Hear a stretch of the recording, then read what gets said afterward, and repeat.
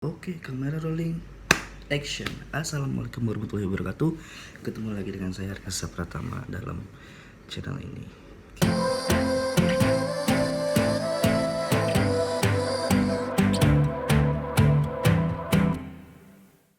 Oke, sebelum kita lanjut ke videonya, buat teman-teman yang belum subscribe channel ini, ayo buruan subscribe. Biar saya tambah semangat bikin materi-materi selanjutnya yang semoga bermanfaat, yang mungkin akan bermanfaat buat kalian juga. Oh ya, jangan lupa tombol lonceng, biar kalian gak ketinggalan video-video selanjutnya.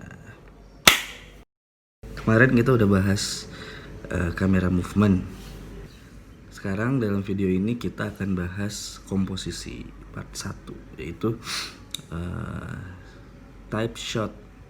Type shot itu adalah macam-macam shot yang digunakan dalam filmmaking, dalam videografi.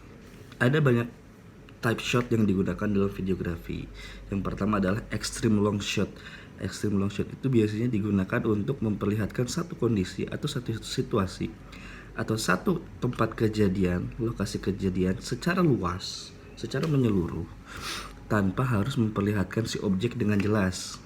Jadi objeknya itu kecil. Biasanya pakai drone atau pakai apa gitu.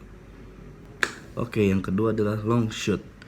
Long shot itu digunakan untuk memperlihatkan keterkaitan antara si subjek dengan lokasi sekitarnya atau dengan lingkungan sekitarnya.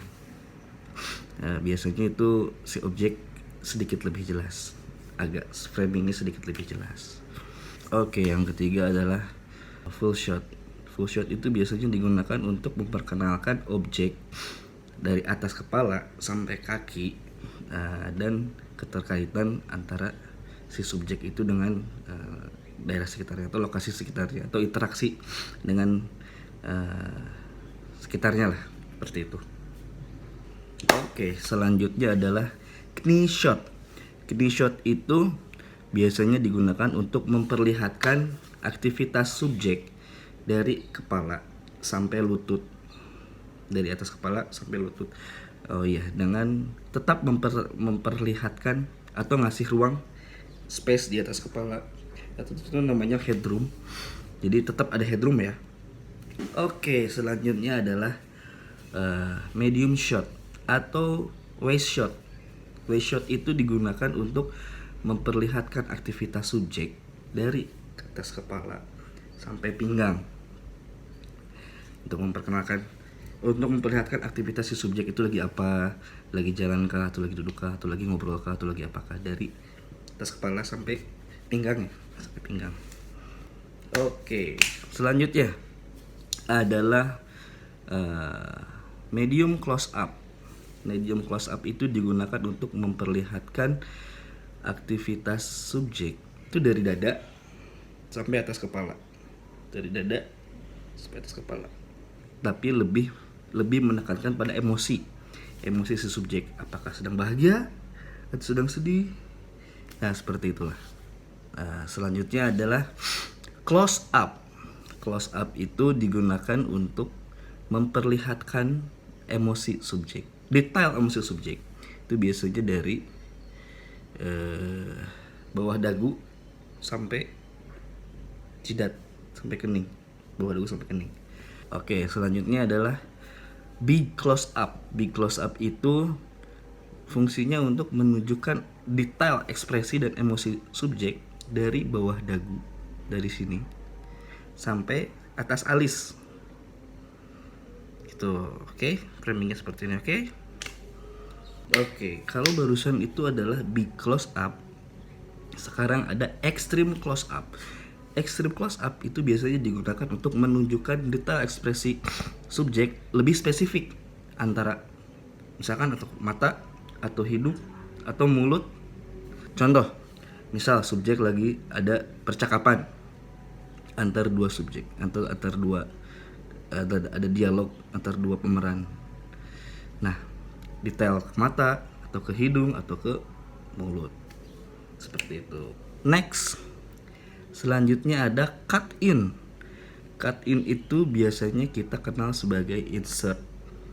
Bahasanya ada yang bilang insert, ada yang bilang montage atau montase. Biasanya Cut in itu digunakan untuk memperlihatkan detail gerak-gerik subjek. Misal dia sedang pegang cangkir. Ngopi dulu, Bray.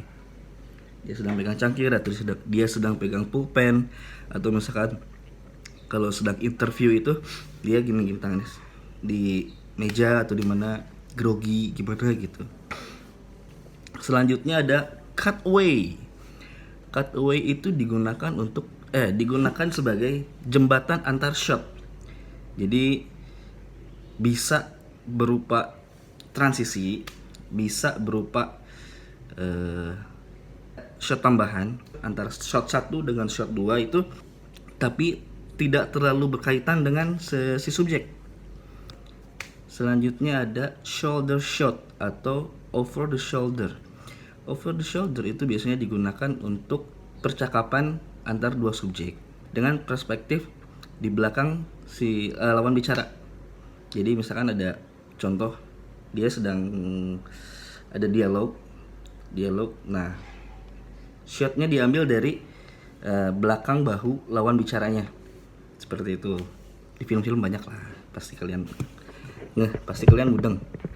Oke, yang terakhir adalah point of view. Point of view biasanya digunakan untuk memperlihatkan apa yang sedang dilihat oleh si subjek. Jadi untuk menggantikan subjek agar si pemirsa atau penonton film tersebut bisa merasakan apa yang sedang dilihat sama si subjek. Misalkan subjek lagi ngelihat pemandangan, kita merasakan sebagai subjek. Oke, itu tadi materi tentang shot types. Masih banyak komposisi-komposisi yang akan saya bahas dalam video-video selanjutnya. Kalau ada salah-salah kata, atau misalkan ada materi yang kurang, atau misalkan ada materi yang salah, tulis di kolom komentar supaya jadi bahan wawasan buat saya juga, bisa bermanfaat juga buat teman-teman yang lain. Jangan lupa like video ini, semoga bermanfaat buat teman-teman semua. Jangan lupa share ke semua media sosial kalian, karena saya senang bisa sharing, karena saya senang bisa berbagi dengan kalian. Jangan lupa subscribe juga dan klik tombol loncengnya biar kalian gak ketinggalan materi-materi selanjutnya tentang videografi, tentang filmmaking, tentang fotografi, dan lain-lain. Akhir kata, wassalamualaikum warahmatullahi wabarakatuh. Ciao.